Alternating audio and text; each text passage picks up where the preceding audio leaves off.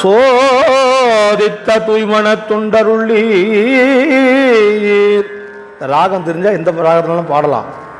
ஆனால் அந்த பண் அடை வந்துருச்சுன்னா அந்த பண்ணுக்குரிய இலக்கணத்தை தான் பாடணும். அதான் சட்டம்.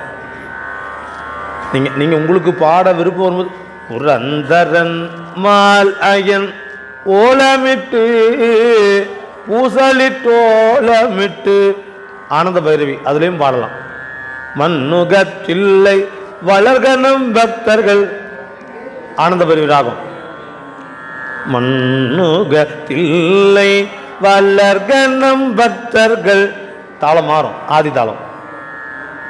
ஆனந்த பைரவி ராகம் அதுலேயும் பாடலாம். ஆனால் அவங்க குறிப்பு கொடுத்துட்டாங்க பாருங்க, பஞ்சமம் அப்படின்னு சொல்லிட்டாங்க. அதில் மாற்றவே கூடாது. பயிற்சி எடுத்துக்கோங்க. பயிற்சி எடுத்ததெல்லாம் நம்ம பாட போகிறோமா? இங்கே மட்டும்தான். இந்த படி 4 படி கீழே இறங்கிட்டோம்னா பல்லாண்டா என்ன பல்லாண்டு அப்படி தான் கேட்கும். அது இயல்பு தான், அது தவறு ஒன்றும் இல்லை. ஆனால் அப்படி இருக்கக்கூடாது. பல்லாண்டு எங்கே போனாலும் பல்லாண்டு பாடும் பொழுது இங்கே வகுப்பில் கேட்ட ஞாபகம் பாடுற இடத்துக்கு வரணும். ஆலயங்களில் போகும் பொழுது நம்ம பல்லாண்டு பாடுறோம். மண்ணுகத்தில்லை வளர்கனம் பக்தர்கள் வஞ்சகர் போய் அகல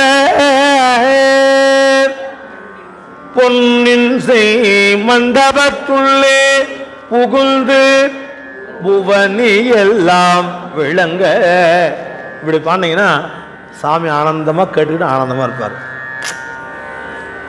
ஒருவேளை மண்ணுகத்தில்லை வல்லர்கனம் பக்தர்கள் அப்படி பாடினோம்னா கூட இருக்கிறவங்க ஆஹா என்ன அருமையாக பாடுறாரு பாருங்க அப்படி கைத்தட்டி ஆரவாரம் பண்ணுவோம். எதுக்காக?